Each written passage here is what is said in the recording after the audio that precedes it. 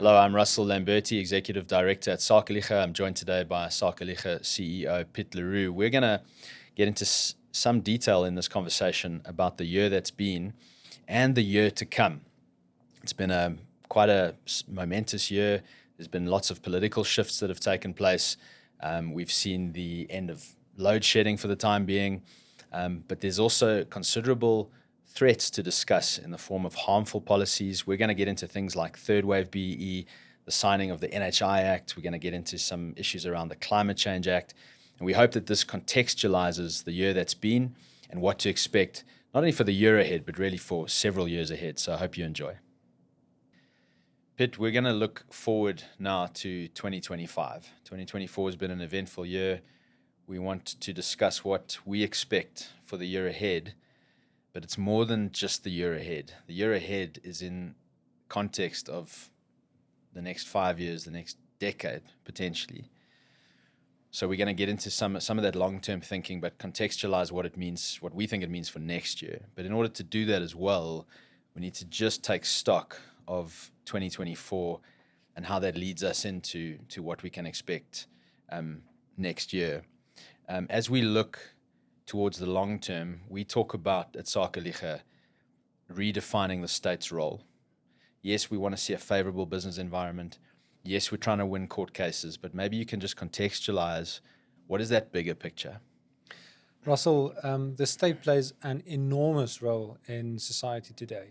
Historically, we're basically at the apex of official state power. And its ability to dictate to the rest of society, all the other entities in society, companies, schools, churches, families, what exactly they should do. And whenever you get an imbalance like this, you get pathologies. And the pathologies we see around us in South Africa today is one that has low economic growth rates. It has municipal decay. It is a political system that doesn't lend itself to creative change. And so there are many problems that have come and built up over a long time. And so what the challenge really is not only to change the government and the composition of government so that we can get a better next year or a better 5 years, for a sustainable solution, and from Sakeliga's perspective, a sustainable economic alternative to the problems we have now, we need to redefine the role of the state. So whatever we do at Sakeliga in this discussion really has to be in the context of redefining the role of the state. If that's not the object or the mission, then the mission's not big enough. That leads us nicely into contextualizing what's just happened, because a big event in 2024 was the national elections and the creation of a new government. And there's been a lot of focus on the composition of the government. We're going to get into a little bit of that, but and you did touch on it, but just clarify again, just juxtapose those two ideas. There's determining who is the government or the composition of the government, and then there's determining the role of that state structure. And that's really a key distinction. We can have lots of arguments about who forms the government. The US has just gone through a very, very big election. There's going to be a new president coming in. Fortunately, there is also a discussion in the US not only about who is in government, but actually about what government should be doing. And we watch with interest as to how that conversation evolves, but at least the conversation seems to be quite firmly on the table that there's a discussion on the role of the state, and it's that important distinction to not get too bogged down in these arguments about who gets to run it. Yeah. So briefly on the composition side, I mean, there are signs that some of this can bear fruit, and there are important signs that it's actually more constricted than we might think. And that's unsurprising, because in a country like South Africa, you've had a certain party in control for 30 years. It's run most metros, run most provinces.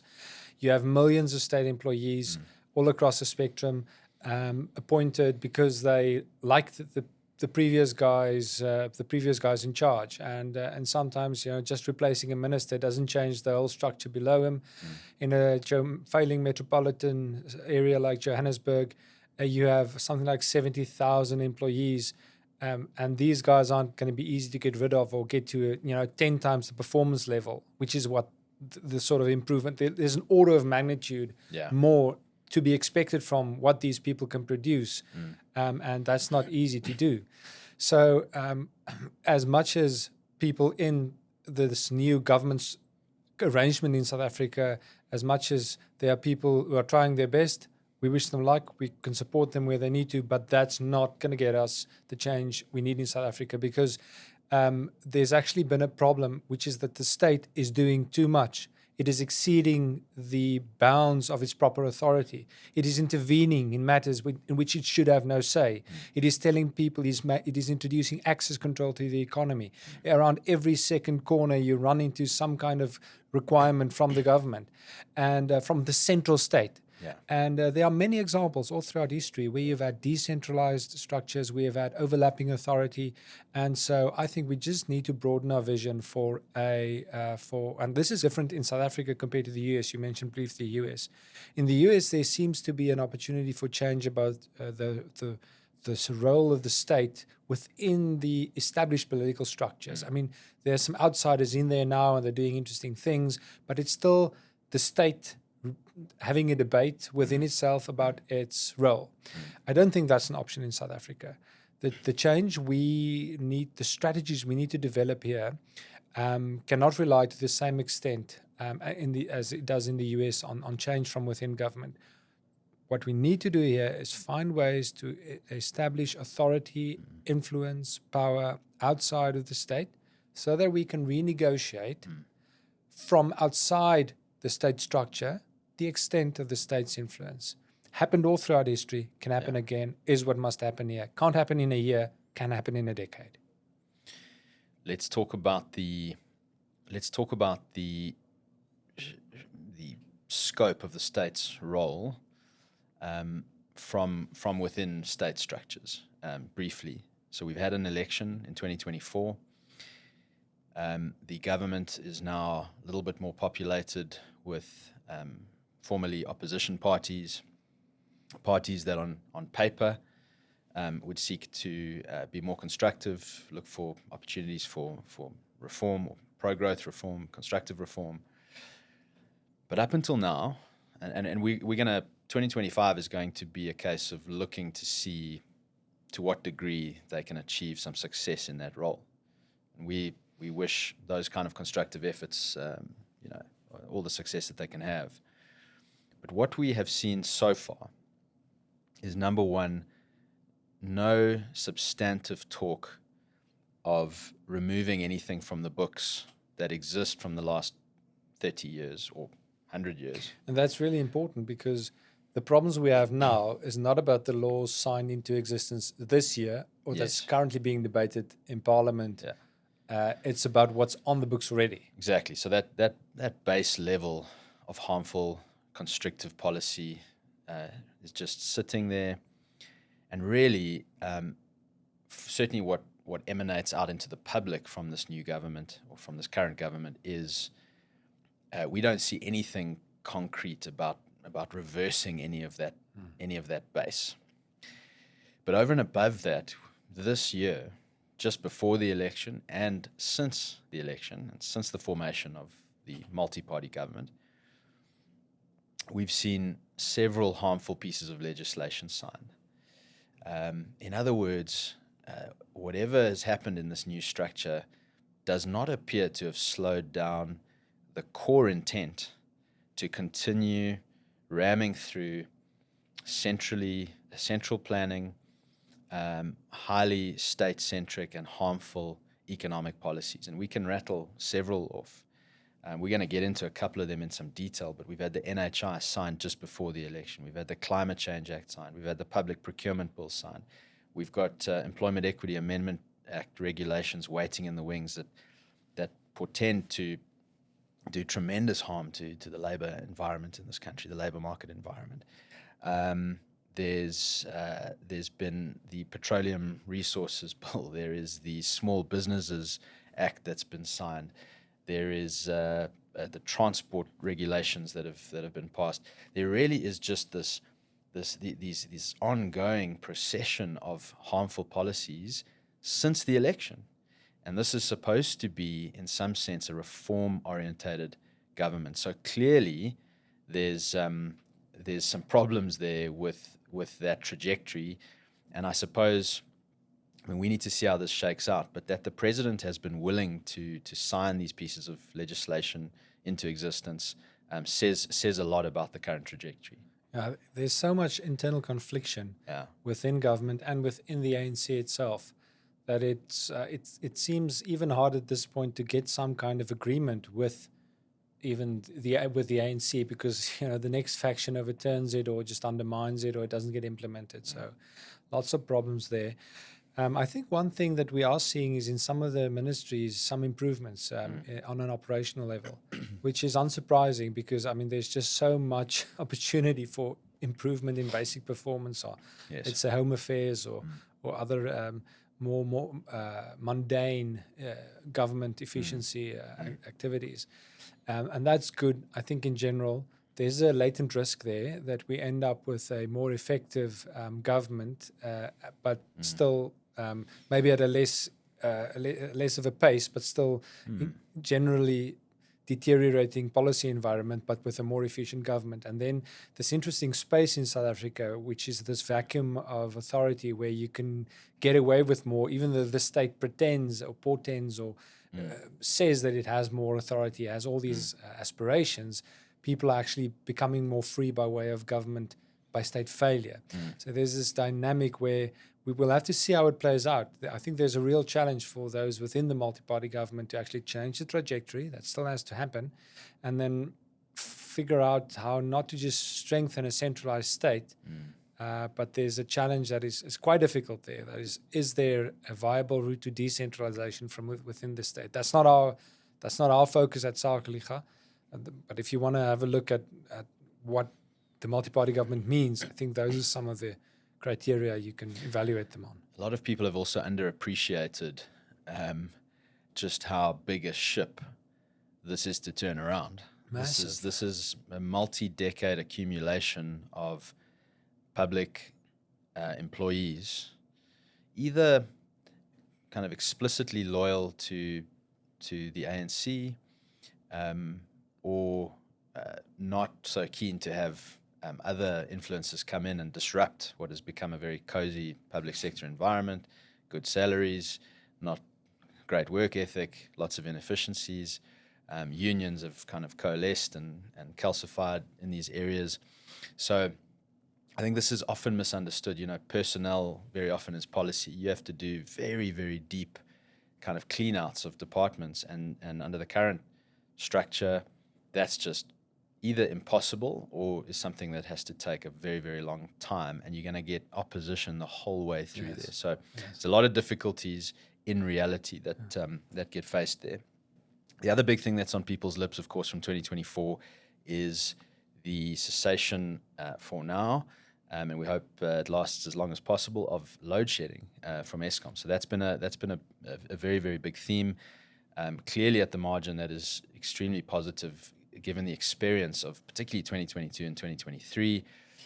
Just off that terrible base of load shedding from those years, the lack of load shedding this year must be providing more stability, more confidence, the ability for businesses to deploy capital a little bit more confidently, maybe not long-term capital, but certainly short-term capital. There's just that sense of pressure off the energy grid. That's very, very positive. But so good story. And one of the big stories there is the greater willingness to burn more coal. Yeah. Okay. So clearly, it seems quite clear that what we've discovered through this whole process is that under the previous administration of Eskom, there was a far too hasty move toward renewables, solar, decarbonizing the energy system. That led to this horrendous load shedding. So that's been a very, very good shift. But we're still concerned for a couple of reasons. The entire Eskom system remains still heavily centralized. This more stable energy grid continues to come at massively escalating cost. one of the reasons is because the procurement problems in that system are not efficient and have not been sorted out, at least not fully. I mean, far from it. So there remains a major cost escalation problem at Eskom, and Eskom and parastatals generally rely on this cost-based pricing model.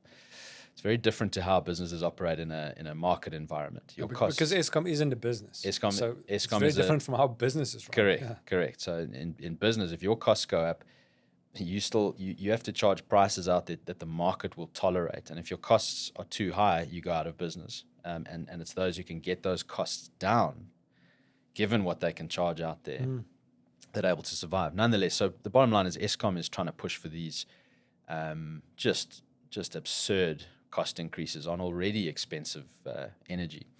So grid stability is coming at a considerable cost. Eskom remains a very centralized solution, and waiting in the wings, we have this counter push to go green and to decarbonize. And so as much as Eskom is on a better path than it was, it remains the central point of contestation in procurement channels and procurement networks, contestation in energy mix and type, such that, with a few political shifts here and there, we could get the whole grid back into a very vulnerable situation. And we think there's a better way. Maybe let's sketch it out that briefly for people. Yeah, and Russell, in the long run, we need to get to a decentralized energy business environment. Energy is something that can be provided by businesses. It does not have to be provided by the state. Absolutely. And as long as the state provides it, there will be problems. And Just- it'll and just- be just- pronounced in South Africa because of the failure of the state. There's plenty of examples of businesses providing energy. This happens all over the world. There's free markets for energy right across the globe. South Africa has a history of business-based, market-based energy provision. Prior to the nationalization of Eskom, this was happening, and we see that today. There's independent power producers. There's private provision of energy. This is absolutely possible. Yeah. So there's how we get to that decentralized environment. It's something that Sakeliga will become more and more involved in as we find partners and as we work with existing partners. And so maybe we have some news about that in future. For now, I think I can just point out that this is something that we will, as from a business side, from Sakeliga's side, we'll have to become more involved in. And one thing we'll have to keep an eye out for is this almost schizophrenic approach that we're seeing within the ANC and government in general, where on the one side there's this attempt to get Eskom to provide stable energy, on the other hand there's this decarbonization, just energy transition talks. And these two things are in conflict with one another. I know the spin is that they're complementary and so on. No. They're not. And demonstrably they're not. Demonstrably they're not. Yeah. And so there's a question on, and this question will mostly be resolved, I think, within the government structures. And to which side are they more susceptible? Are they more susceptible to the decarbonization talk? And are we going to see more stuff like the Green Energy Act that was signed earlier this year, or some memoranda of understanding that were also signed this year about just transition and green future and so on? Or are we going to see more of the willingness to burn coal and prioritize energy provision in a country that's without that has a very dark future in many, many ways? So, I think that's something that we'll have to keep an eye out for. And to the extent that Sakeliga develops our influence, it will be to ensure stable supply of energy in this country and decentralized energy provision. And there can be a mix in that. We're not prescriptive about how that looks, but we cannot deprioritize stable energy provision. And it really comes through, this contradiction comes through in the Climate Change Act. You called it the Green Energy Act. The Climate Change Act. Climate Change Act really envisages this hyper bureaucracy over what can be produced in this country. This is one of the most underreported news items this year, and Absolutely. we're aware of it, and we will find ways to raise the agenda, raise that on the agenda. But Russell, I don't think people recognize the importance of that act. This is the Climate Change Act, was signed 2-3 months ago, Yeah. and it prescribes a system whereby the economy gets subdivided into sectors. So imagine a guy like Ibrahim Patel running his calculators and his Excel sheets and figuring out how the economy looks, then plugging every business into a category there, and then each of those slices of the pie gets allocated a carbon budget. Yeah, essentially like a carbon quota. Yeah, it's simply a carbon quota, and then you have to apply, and your business has to be rated for how much carbon you use or produce or whatever. And then if you do more than that, you're going to get fined, and if you do less than that, it's going to be taken away, given to someone else. And if you want to get into that industry, now first you need to see if there's carbon budget available. Yeah. So this becomes a massive fight where big and small businesses turn on each other, businesses of same size turn on each other. This trough where the next Ibrahim Patel gets to feed. I mean, the regulatory and bureaucratic complexity that's envisaged in that piece of legislation, we've read through it quite carefully. There's a lot that we can't say yet, because regulations now need to be kind of written on top of that piece of that legislation, and those regulations could take, a myriad of different shapes. But what's enabled there, in theory, is just an unfathomable level of bureaucratic complexity. It's not just the onus and the onerous conditions it places on business. It actually self-imposes on the state tremendously onerous conditions. So if you read through that act, you see that municipalities, provincial governments, every department of state has to get into this intense reporting cycle on its green energy policies, on how much how many emissions it produces, what its scores are on carbon and on its footprint. And so if you're running the education department in Mpumalanga, you now have to have a comprehensive report on your footprint. So it's the state as well imposing massive bureaucratic complexity on itself. And this is a government this is a state that on the whole barely functions. We're in an advanced stage of state failure in large swaths of the state. So just an incredible self-imposition of bureaucratic complexity that's going to throw more sand in the gears of state. And if fully implemented, which it's going to be difficult to do in practice, but if fully implemented, throws huge sand in the gears of business. And as you say, very underreported. Just not, very little is being said about this, and you just almost wonder if it's. To me, this is something we're going to watch for in 2025, and it's going to take a couple of years to play out. Get this on your radar. I think to the audience, we want to say this. This is something that's going to be bubbling to the surface much more substantially over the coming quarters. We're going to be looking at this very carefully. And our role is going to be to delay, reverse, obstruct. One interesting dynamic here is that the new Minister of Environmental Affairs is DA Minister Dion George, I believe. And this is where it's going to be interesting. So you have a minister that appears quite capable administratively, and you have an act that is not the product of his party, but now is the act that he has to administer. And so an interesting thing to watch out for next year is how would a minister deal who's clearly capable of implementing some version of this. Is he actually going to do it, or is he going to focus on what matters? Something to watch out for. Definitely, and I mean, let's also just raise this to the surface that where you might get ideological fault lines on certain issues, this issue of climate change and carbon regulation sort of creates fault lines that cut across maybe more traditional fault line areas that we might see. So we might find a situation where within opposition parties there's fault lines on this issue in a way that there wouldn't be necessarily on economic deregulation in the general sense. But on this issue, those fault lines might emerge, and within the ANC. Yeah. There's likely to be fault lines in this. So this has the potential to just maybe start redrawing the map a little bit on how this unfolds. It's going to be really interesting. I've seen stuff where the Thabo Mbeki Foundation and people in that circle are very skeptical of decarbonization, not because of any view on climate change, but because of the view that that's a secondary conversation to have if you just take into consideration the economic affairs and climate in this country. And agree with you. Okay, great stuff. So, Piet, let's move into another key theme, which is municipal dysfunction. We live in a country where dozens of municipalities, perhaps hundreds of municipalities, are just egregiously mismanaged.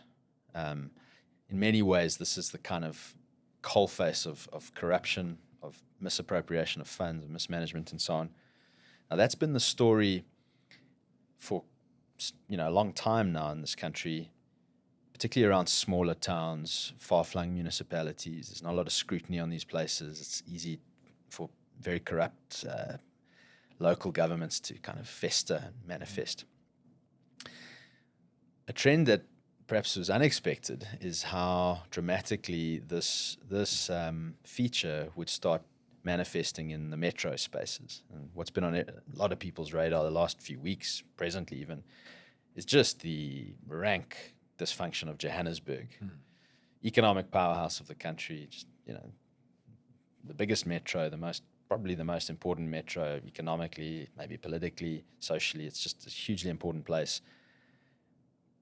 Potentially running out of water, major dysfunction in akin to what we are used to seeing in places like, say, Lichtenburg or some of these other towns in the country. That's a function of mismanagement. It's also a function of the influx from small town failure into the metro space. How should we be thinking about metro failure in the context of this broader theme? Yeah, I've used the concept before of cascading failure. And what you've had, of course, as you say, you've had these failures first at very local level. And today, some of these municipalities are completely dysfunctional. I mean, we're involved in Lichtenburg and other places, and these people are doing their best in the towns, the citizens, the businesses, in the face of obscene obstruction by the municipality, complete failure of the province to intervene, and a complete failure of National Treasury and the Minister of Cooperative Governance and Traditional Affairs, basically Cabinet, to intervene. So Cabinet's just letting this happen. But you can't, there are consequences to letting failure just happen in towns across the country.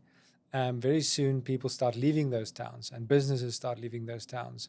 And so besides what happens to the town and to the people who stay behind in the town, the people who leave move to the metros or to the regional towns. And as you go down that, you play that movie into the, fast forward that movie, you end up where we are now, where you have millions of people, the pressure of migration into the metros. The metros unable already to deal effectively with half the population they had 15 years ago. Now, in some cases, double or several areas, new areas just sprung up. Yes.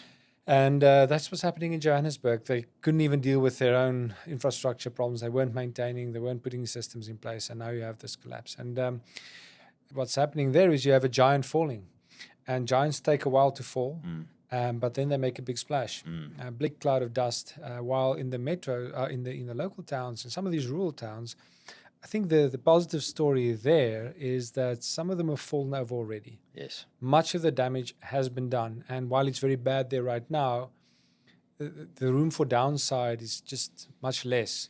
And the opportunity for recovery is just the fruit, just much more low hanging. And whereas in Joburg, let's say you try and repair potholes or repair a pump station or sewage works, the metro will arrive and it'll stop you. Or you can get away with it for a while, but there's a much larger chance of you being prevented from intervening and doing something in your own, if you're a community organization or a business group in Johannesburg, than in a town where the municipality isn't even functioning. The doors are closed. They aren't delivering you bills anymore. The lights are out.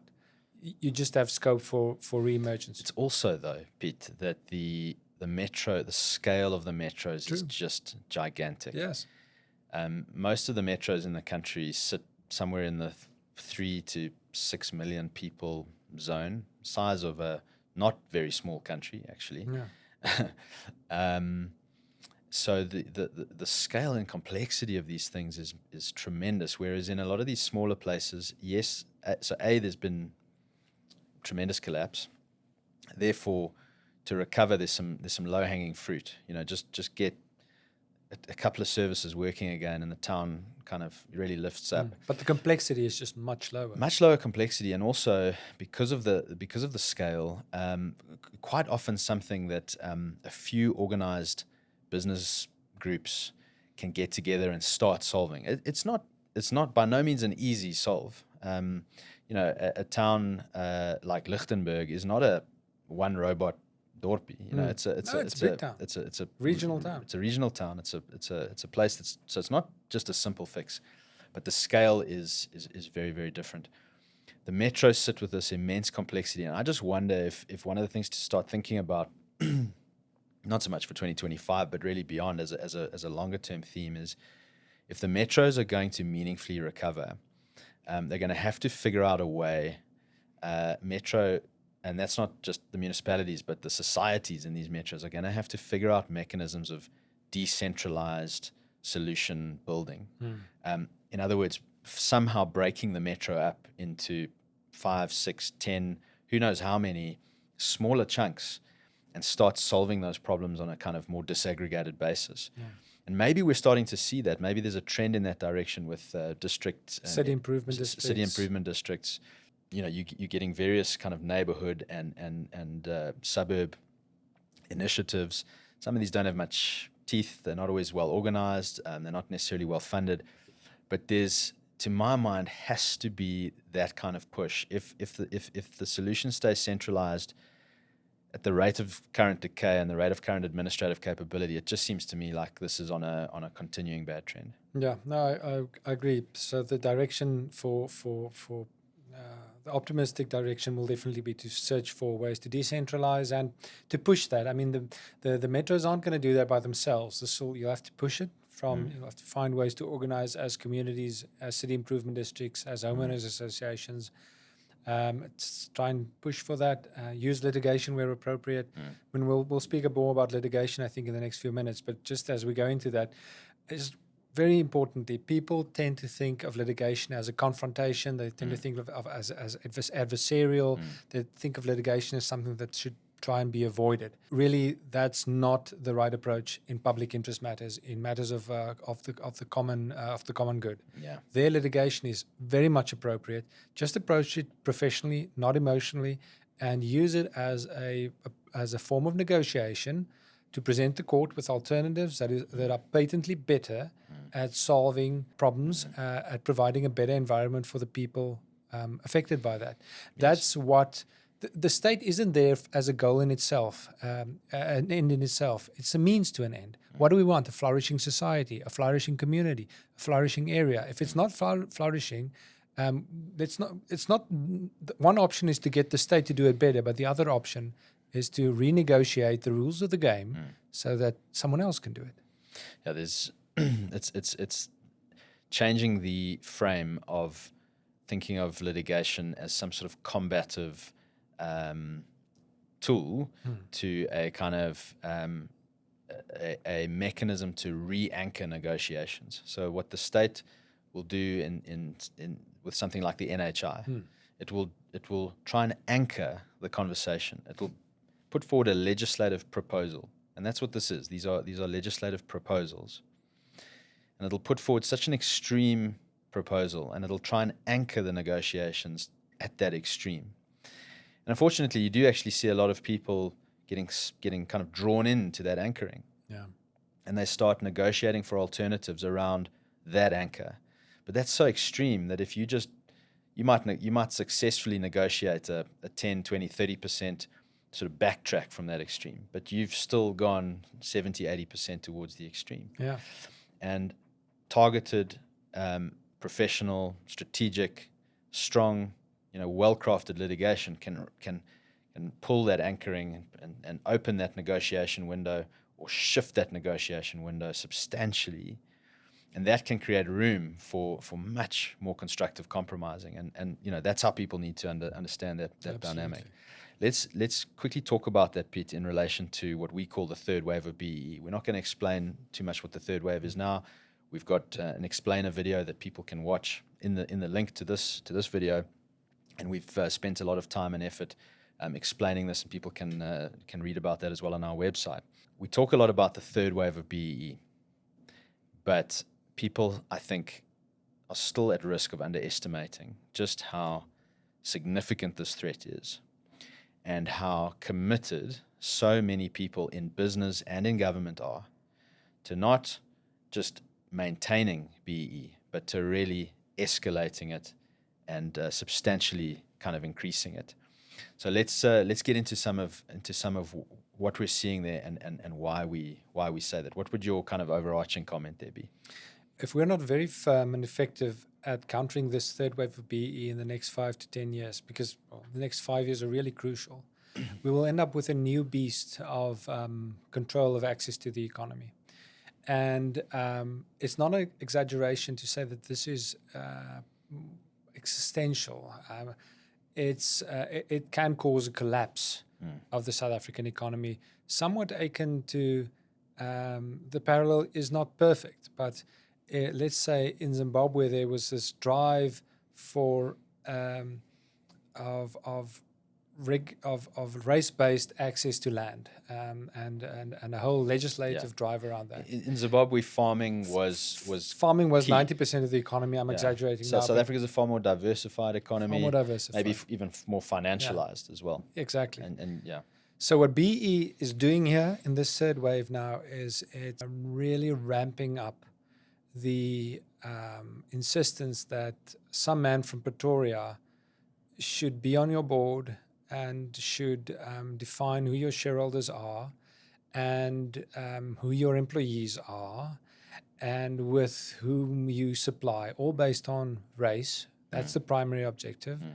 And if you don't, you will be prohibited in one way or another from operating your business. And that's an unacceptable proposition. The proposition that you should first subscribe to the race requirements of government, otherwise you may not do business. That's unacceptable. Yeah. And what we must do, and what we are doing, is stopping that extension, and it's crucial that we do. And we've seen that extension in 2023, perhaps more than ever. 24, you mean now? But yes, I keep getting the years wrong. Sorry, 2024. We're going into 2025. Life goes fast. 2024, we've seen this incredible ramping up. We saw the Property Practitioner Regulatory Authority trying to tie explicitly a level of BEE to your ability to get a license. And it actually denied people in the property management business, 12 categories of people who have something to do with property. They denied them their licenses to do business. So for the first time in that sector, we have seen this coming through very strongly. We pushed back against that. We engaged the PPRA with legal correspondence, and they've pulled back from that. Yes. But that is what is being attempted here, is regulating your access to the economy, not for large listed companies that have state contracts and so on. That's what we've seen in the last 20 years of BEE. That exists. That's an entrenched system, and everyone who needs to comply with that system has pretty much done so. This is an outgrowth of that now, which is coming for particularly small, medium, but also large businesses, coming for their ability to do business at all. So we've seen in the property sector, we've seen a strong push in financial services through the Financial Sector Transformation Council, essentially pressuring, to some extent, threatening with reputational damage and a kind of blacklisting companies that don't report on time, that don't show commitment to so-called transformation with a capital T and BEE directives and so on. So we're seeing it very strongly there. But Piet, we could rattle off, and we're not going to go into all the details now, we can rattle off several areas where the push is getting stronger, not weaker, for this new wave of BEE. We're seeing it in agricultural exports and import licenses, water licensing. We're seeing it in aviation services. Just in the past year, the Aviation Licensing Council has tried to force aviation businesses to change the racial composition of their companies in order to get a license to operate. Local and international businesses, they've had the goal to demand this of big international airlines wanting to land in South Africa. We've seen a ramping up by the Competition Commission, applying arbitrary race-based and employment quota standards on mergers and acquisition deals, tying their approval of those deals, not based on competition dynamics, traditional kind of monopoly dynamics, but on the basis of BEE. Tying those deals up, therefore, in months of bureaucracy. Sometimes those deals fall through. Sometimes the price changes mid-deal and there has to be a whole renegotiation. So creating real havoc in the M&A space. And if you speak to people in this space, as we do a lot, this is creating serious consternation. So I think the key issue here, so that's what we've seen really ramp up in 2024. Looking into 2025, people are going to see a lot more of the following. I think a ramping up of the third wave of BEE, but also, and this is the good news, a ramping up of opposition. Sakeliga has just served court papers against the Air Services Licensing Council. We've got more litigation planned in this regard. We're seeing a lot more businesses on the ground getting very supportive of our efforts. It's much more easier than ever to speak in opposition against BEE. And so I think the thing to look out for in the next couple of years is a ramping up of both sides of this equation. Yes.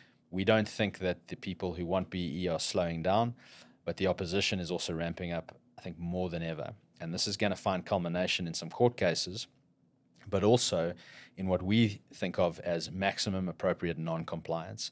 Businesses pushing back, doing business on the basis of value with people from all cultural communities, all race groups, doing business on the basis of value, and kind of rejecting this forced, contrived racialization of the economy. Absolutely. I mean, just last week I spoke to someone, they were trying to get a deal by the Comcom, and the Comcom refused the deal.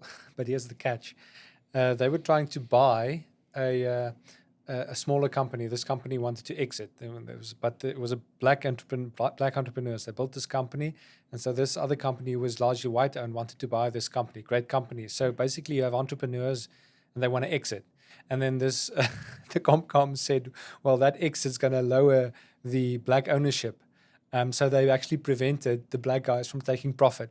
And this is what you get in bureaucratic la-la land, where it's an attempt to control the economy, not an interest in the well-being of the partners in that transaction. In this instance, it's an arbitrary declaration that equity is better than cash. Exactly. And maybe those guys want to start a new business. I don't know, whatever. So let me make another point. So also, like a week or two ago, I saw this letter in Business Day, this article, and this one guy, he's a compliance lawyer.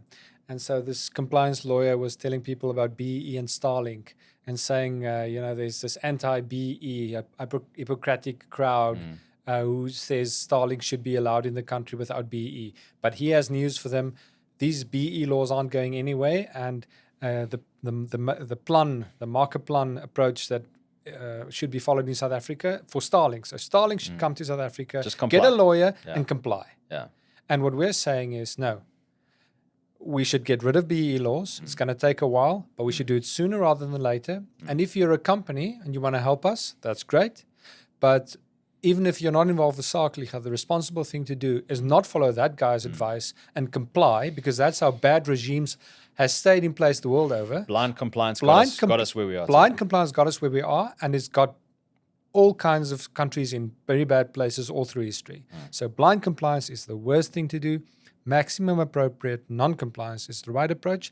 It means you have to comply where it's prudent, and where it's imprudent, see if you cannot comply. Yeah. And if your lawyer is not helping you do that, he's not the right lawyer. Yeah.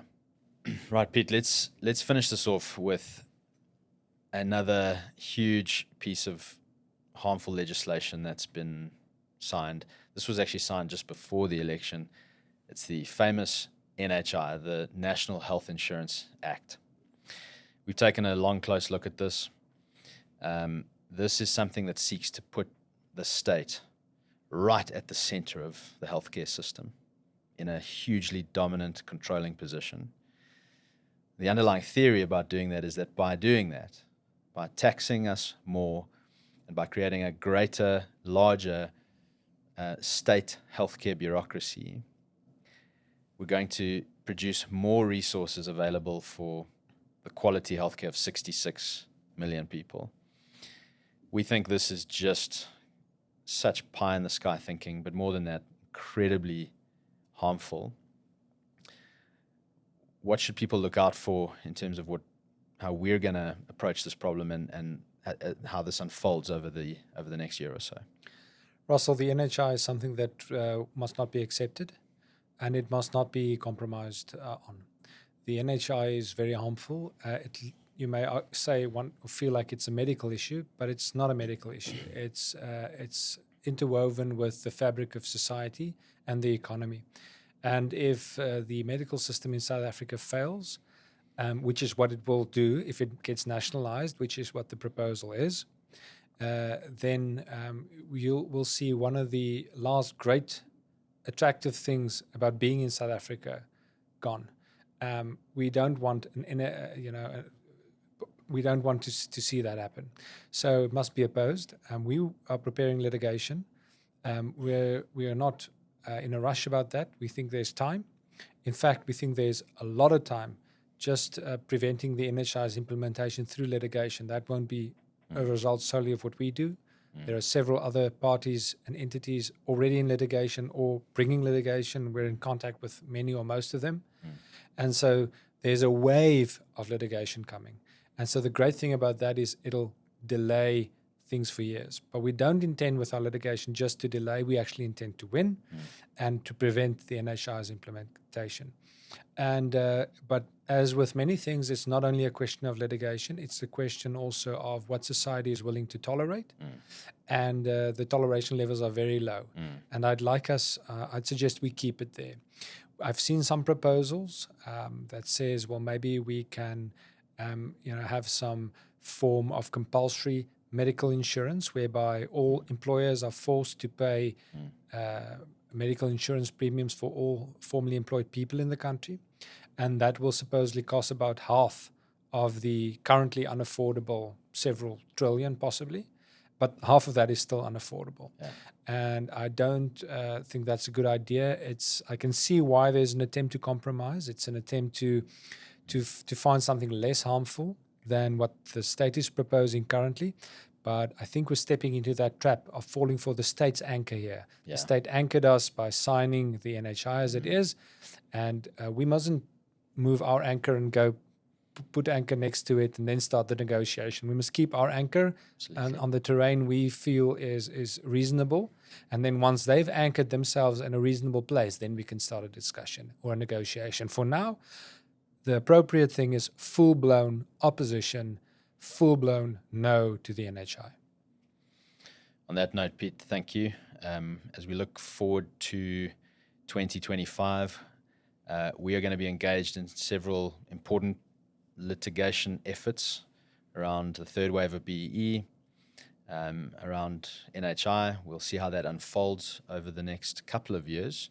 But we do not see a slowing down in the state's willingness to ramp up state control over this economy, whether it's on a race-based dimension or on several other dimensions. We've already discussed some things like the Climate Change Act recently signed, the NHI Act recently signed. The Public Procurement Act recently signed as an attempt to centralize and racialize state procurement. And that's something that we haven't really gotten into, and we won't get into it today, but again, something that needs to be opposed. So I think it's not, as we look forward, not only to next year, but the next couple of years, the negotiation space, the landscape of contestation here is going to heat up. I very much doubt that it's going to simmer down.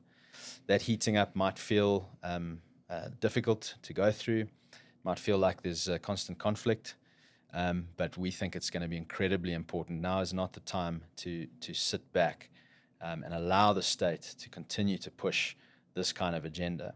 To the extent that there are reform-minded politicians and personnel within the core apparatus of government, our efforts can also hopefully help give space to those people to move in more constructive directions. We can't overly rely on that. We've got to kind of keep pushing forward, and that's what we intend to do. So we're looking forward to a strong year next year, and we want those of you watching to get behind our efforts. If this resonates with you, if you think that Sakeliga is on a good mission, then we want your support. You can get behind an organization that is building a structured solution engine to these very, very difficult, large-scale problems. We're doing that through targeted litigation. We're also doing that through alternative structures, alternative governance structures, like things like what we're developing in a place like Lichtenburg to start rectifying small towns. Alternative structures like alternative security solutions on highway patrols, which is something that we're very interested in and looking at for next year, and really to kind of galvanize structured opposition to these very, very difficult threats. So with that in mind, we look forward to a strong year, and we'll talk again soon about these issues. Thanks, Piet. Thanks, Russell.